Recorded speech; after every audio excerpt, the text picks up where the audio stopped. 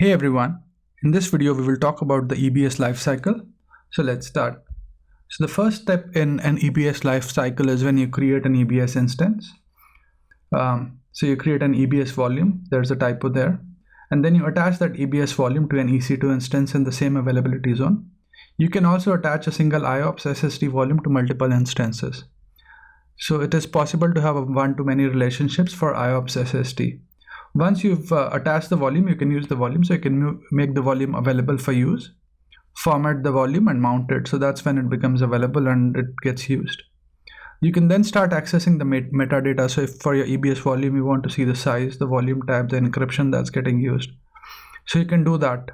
So that's during the life cycle. Once it's been put into use, you can start accessing the metadata. You can replace the volume as well. So you can replace from a snapshot in a given day. So if you've got an EBS volume, you can take a snapshot of it and you can attach that snapshot with other EC2 instances. You can replace damaged or corrupt volumes from a snapshot that you've created in the past as well. You can retrieve specific files and directories, and you can duplicate data across regions. You can monitor the status of the volume. So it has essentially three status. OK status, warning is that it's got good performance but not great performance, so there's some amount of degradation.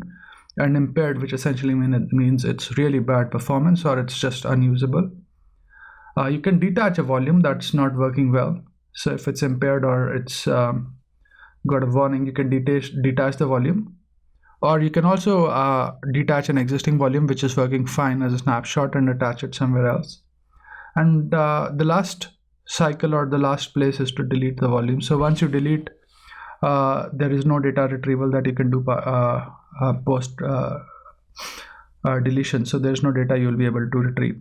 So that's essentially the life cycle for an EBS block store. So that's the life cycle for the Elastic block store. So I hope you find this video useful, and thanks for watching this video.